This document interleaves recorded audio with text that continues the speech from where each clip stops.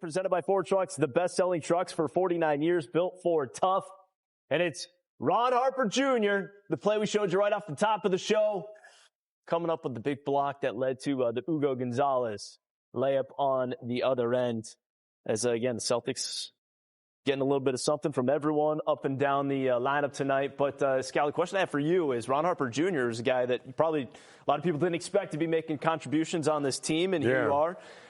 Getting close to March, and he gets in the starting lineup, makes a few plays. How is it that they keep getting contributions from some of these young wings that seemingly come out of nowhere? I think it's the hardest thing to do. You're a G League guy, and when you do get an opportunity to play, you're put in the starting lineup. You have an expectation. Think of the chemistry that those starters have played with already, and you're out there, and he's done a great job. He defends at a super high level. You remember the Houston Rocket game where he was locking up Kevin Durant. He's super versatile. He rebounds, crashes the offensive rebound, and the big thing, not afraid to step up and take that shot. He's not hesitant when he misses one or two, continues to play. So got to give him credit from this standpoint, like the development in the G League. You know, we know that the coaching staff here, they do a great job, but he spends a lot of time up there. Phil Pressey and his staff, they're looking at how Ron Harper Jr. could play for the Celtics, and this is what we need you to work on. But yet those guys are also trying to win games. So, excuse me, they just do a really good job of whether it's with this group or that group. And players that develop have a really good chance of doing something with their life in this game. A lot of times you look at the G League and they just throw that away. I mean, he can be on our roster, and depending on what happens, he can be a rotational player for us next year. I mean, you look at it, it's just the guys in the starting lineup tonight. You know, Ron Harper Jr., Nimi Keita, Baylor Shireman, like a number of guys. Jordan Walsh. It's amazing. And that's the conversations I have around the NBA. Everyone is blown away by what the Celtics are able to do. It's not just Joe. It's Joe's staff. It's not just Brad. It's Brad's staff. Everyone falls into it. It's the Australians that we make fun of, right? Like the strength and conditioning program, the medical. They have sports scientists, sports psychologists. Like all those guys go into developing these people. But the margins in this game are so important that if you can take another wing and develop them, we just dropped, and it keeps going back. I know this is probably not a big deal to a lot of people. We saved $380 million, and we're still super relevant. And the only way to do that is by having good players. You can't just have the star players. The rest of those guys had to develop too. And I think that's where, in my opinion, where Joe wins Coach of the Year is because of his ability to get the most out of every guy. But it's not just Joe that gets Coach of the Year. Everybody that works with all these guys get Coach of the Year. Right, Joe's in that conversation. So is Jordan Knott, the Phoenix head coach, who's on the other side tonight. It was the Celtics who won this game by 16. Let's hear from Joe Mazzulla. Coach's press conference is presented by Amica Insurance, the exclusive auto, home, and life insurance partner of the Boston Celtics. Here's Joe. Joe, you guys held them to 11 points in the third quarter. Especially seemed like you're able to build off what you did for roughly the last six and a half minutes of the second quarter. What did you like about the defensive execution tonight? I thought they missed some easy ones, but I thought we did a good job just staying disciplined. I mean, they get back cuts, they get offensive rebounds, they get fouls, and I thought we were just very disciplined in the defensive game plan, and we just didn't give up the easy stuff that they get because of how well they execute on the offensive end. So it was a really good quarter. I'm just gonna keep getting better. There are times, Joe, when bad shooting and misses kind of seep into other areas.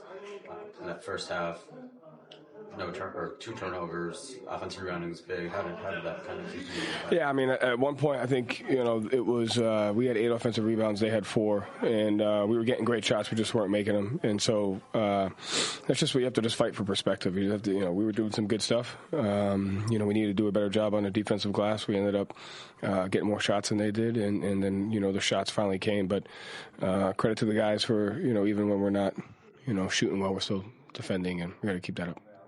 Joe, Nimi has back-to-back double-doubles for the first time in his career. Just really? from him and his consistency night in night Yeah. out of the season. Yeah, that's the word, consistency. I mean, cares about the details, wants to get better, understand what he has to do to be able to win, help us win games, and takes pride in that. And, that's congratulations to that. That's just a sign of the consistency that he's playing with. And I think that's the growth of a guy is when, you can earn being counted on every night, and he's earned that. And, we know heading in every game, we can count on him. So, it's a credit to him. Joe, Ron obviously played over 30 minutes tonight. You always talk about how, we only get to see what we see on the court. You always talk about that there's so much more behind the scenes we don't see. What have you seen from him, especially defensively behind the scenes, that has allowed you to trust him to play these games? Yeah, just cares about the details. Obviously he can, the offensive stuff, he can make shots, he can think, he could play, but defensively just competing, understanding the details, executing the game plan, taking pride in defense. And he just loves basketball, loves to play, loves to compete. So just another guy that, is continuing to, we can count on him. And that's the question you have to answer every night is, can we count on you? And he's earning that. And then in the first half, it looks like you guys went to stay and pick and roll a lot. What about the way they were covering the back as effective as it was, especially when you were risking? Yeah, I mean, regardless of we just have to be able to execute versus the coverage. So I thought D.Y. did a great job settling us down in the middle of that quarter, and some of those reads and the pick and roll there. But we just have to be able to, whatever we're running, we have to read the defense. I thought we did a better job that they're physical at the point of attack. We were a little slow in some of our reads, in the first half, much better in the second. But, D-White's pick and roll kind of settled us down there in the stretch that you're talking about. How big of a monster has Baylor become on the board? Yeah, that's just he has an understanding of what he has to do in order for us to be successful, and does it every night. Takes pride in it. So he's got to keep that up. We all do, and he takes pride in the process of winning, and you saw that tonight with 11 rebounds. 11 rebounds, go with 11 points in 31 minutes for Baylor Shireman. Meanwhile, the Steal the Game is presented by Stop and Shop with more than 10,000 items on sale every week. It's easy to make winning plays at Stop and Shop. Turning defense into offense to finish by Nimi Keita. It all started with Peyton Pritchard getting in the passing lane. Again, this was back when Phoenix was playing pretty well. That second quarter when the Celtics got it going. Part of a 50-11 run, which they outscored the Suns by 39 points. And they get the win by 16. 97-81 your final. 38-19 on the year. We're going to take a quick break. More Celtics postgame live coming your way after the break. The NFL Scouting Combine, which is going on in Indianapolis. Meanwhile, how much snow out there? Not as much as we have. That's what I know. And guess what? We're going to Lucky get more them. tomorrow, which actually it's midnight, so more today, which I don't even want to get into. But we will. My kids are never going to go to school. Just good. They're never going to get an education. They can just watch the Celtics. That's plenty of education. Okay, quick turnaround. We're going to be back here in less than, 24 hours? Might as well sleep here. I'm excited. This is a great finish to the trip. Denver. It's a good test. Jokic.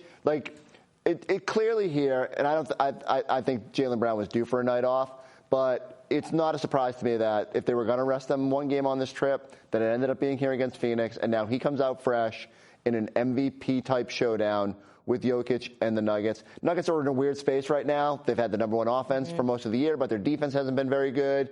They handled us here when they played earlier this season. So right now, no Aaron Gordon. I think he practiced today, but didn't go through contact drills.